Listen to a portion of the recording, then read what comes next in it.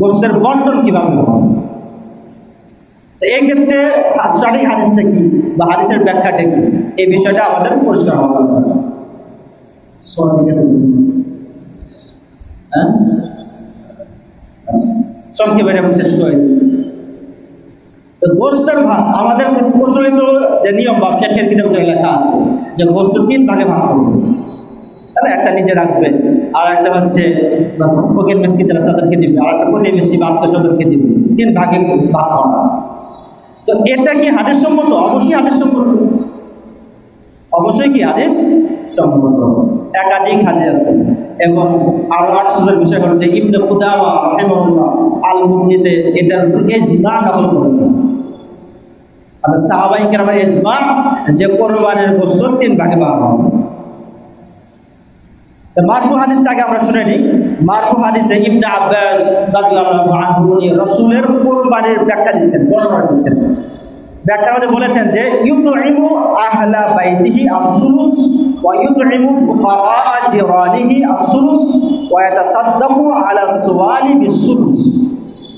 নিজের পরিবারের জন্য 3 ভাগের 1 ভাগ, প্রতিবেশীদের জন্য 3 ভাগের 1 ভাগ, আর যারা সওয়াল করতে আসে এদের জন্য 3 ভাগের 1 ভাগ। এটা রাসূল সাল্লাল্লাহু আলাইহি ওয়াসাল্লাম এভাবে ভাগ করতেন। এই হাদিস আবু মুসা আসবাহানী রাহিমাহুল্লাহ উনি উল্লেখ করেছেন ওয়াজাইফ কিতাবের মাঝে, এবং উল্লেখ করে বলেছেন যে এই হাদিসটা হাসান পর্যায়ের। তার মানে এটাও দলিলযোগ্য হাদিস। চিন্তা করতে ইবনে কুদামা রাহিমাহুল্লাহ হাদিস আল মুগনিতে উল্লেখ করেছেন এবং হুকুম সহ উল্লেখ করেছেন। উল্লেখ করে ইবনে কুদামা রাহিমাহুল্লাহ কি বলেছেন? এই হাদিস উল্লেখ করে বলেছেন যে এই হাদিস তো হাসান পর্যায়ের, এটাতে আমল করতেই হবে। সাথে সাথে লিআন্নাহু কাউলু ইবনে মাসরুদ ওয়া ইবনে উমার, 3 ভাগে যে ভাগ করতে হবে এটা ইবনে মাসউদ রাদিয়াল্লাহু আনহু এইভাবে বলেছেন, ইবনে উমার রাদিয়াল্লাহু আনহু এই কথা ভাবে বলে গেছেন। আর ওয়ালাম না'রিফ লাহুমা মুখালিফান ফি সাহাবাতি, সাহাবায়ে কেরামের আকওয়াল অনেক খুঁজে দেখেছেন, কিন্তু ইবনে মাসউদ আর ইবনে উমর রাদিয়াল্লাহু আনহুমা ওনাদের কওলের খেলাফ বিপরীত কারো কওল বাদ নেই, যার কারণে ফাকানা ইজমা, কথাটা কি হয়ে গেল? ইজমা হয়ে গেল। তাহলে মারফু হাদিস এবং সাহাবায়ে কেরামের ইজমা দ্বারা এই কথা সাবেত যে কুরবানির গোশত 3 ভাগে ভাগ করা হবে। তাহলে 3 ভাগে ভাগ করা কি বিদআত? সুন্নাহর বিপরীত।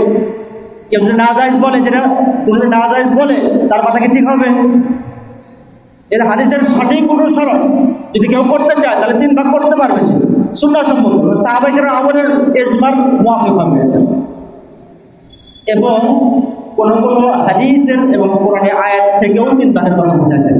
সহিহ বুখারী হাদিসে মাঝে উল্লেখ হয়েছে যে কুলু ওয়া আতইমু, রাসূল কারীম সাল্লাল্লাহু আলাইহি ওয়াসাল্লাম বলেছেন যে কুরবানির গোশত কুলু তোমরা খাও, ওয়া আতইমু খাওয়াও।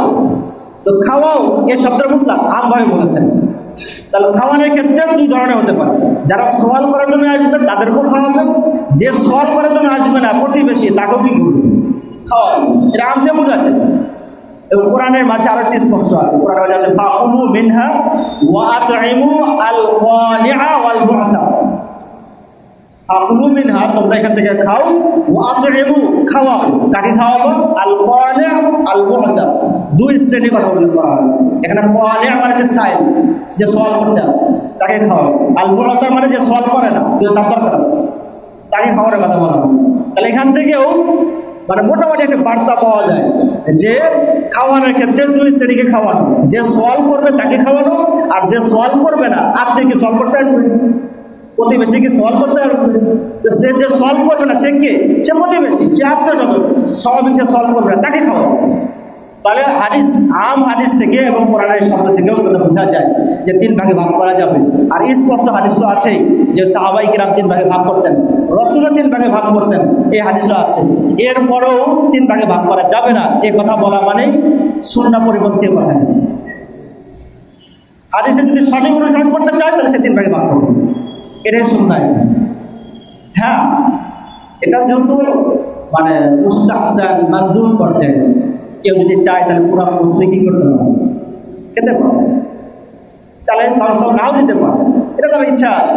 কিন্তু সে যদি সুন্নাহ তরিকায় কাজ করতে চায়, আমল করতে চায়, তাহলে 3 ভাগে ভাগ করবে। এবং রাসূল সাল্লাল্লাহু আলাইহি ওয়াসাল্লাম যেভাবে তাকসিম করেছেন, অথবা যিনি সওয়াল করে তাকে দিতে হবে, যে সওয়াল করে তাকে দিতে হবে, এভাবে ভাগ করে আমরা 3 ভাগে দিতে পারবো, সুন্নাহ সম্মত আমল হয়ে যাবে ইনশাআল্লাহ। তো এখানে খুবই সংক্ষেপে আমরা কয়েকটি হাদিসের সঠিক ব্যাখ্যা এবং সঠিক অনুসরণ পদ্ধতি নিয়ে আমরা আলোচনা করলাম। তো এটা আমাদের জরুরি, যেহেতু ভুল ব্যাখ্যা প্রচার করা হচ্ছে। তা আমরা যদি সঠিক ব্যাখ্যার আলোচনা মোজাক্কারা বারবার বিভিন্ন জায়গায় না করি, তাহলে দেখা যাবে ভুল ব্যাখ্যায় প্রতিষ্ঠিত হয়ে গেছে, আমাদের কথা শোনা থাকবে না। এই জন্য আমাদের প্রত্যেকে আপনার জায়গা থেকে সঠিক ব্যাখ্যা প্রচার করার ব্যবস্থা করতে হবে। আল্লাহ আমাদেরকে তৌফিক দান করেন।